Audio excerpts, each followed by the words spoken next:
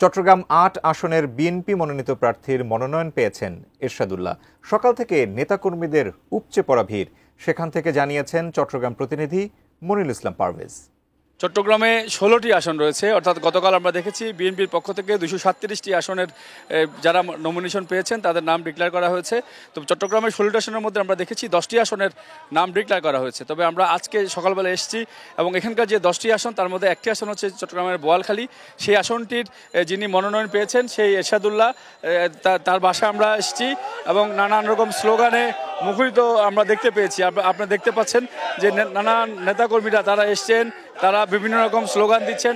অর্থাৎ সবাই আশা করছেন যে এরশাদুল্লাহ এখানে যিনি মনোনয়ন পেয়েছেন বিএনপির পক্ষ থেকে তিনি হয়তো ওই এলাকার উন্নয়ন করবেন এবং ওই এলাকাটি একটি কালুরঘাটের যে একটি সেতু, সেই দুঃখটি আসলে সেই এলাকার দুঃখ হিসেবেই সবাই এটিকে জানে। অর্থাৎ এই পর্যন্ত কোনো এমপি সেই কালুরঘাট সেতুটি আসলে কমপ্লিট করতে পারেনি, নানান রকম জটিলতা রয়েছে। তবে আজকে যেহেতু আজকে আমরা দেখেছি নতুন উদ্যমে সেই নেতাকর্মীরা এখানে এসছেন।